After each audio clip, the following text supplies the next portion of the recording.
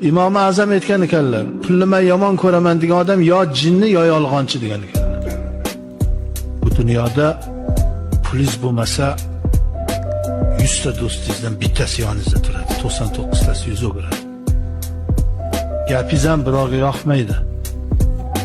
Ilmingiz bormi? Obro'yingiz bormi?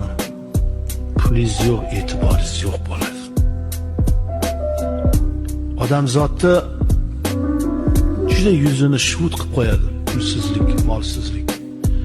Birdan yaxshi pul topib turgan odamdan birdan ketib qolsa, ba'zilar aytadi, pul u bu. Xo'p, sen o'zing bir pulsiz odamni e'tiborga qanday olasan, u puldorni qanday e'tiborga olasan? Ko'p gapiraverma. Masalan, bir boyvachcha odamga qanaqa muomalada bo'lasan, u pul so'rab kelgan odamga qanaqa muomala bo'lasan?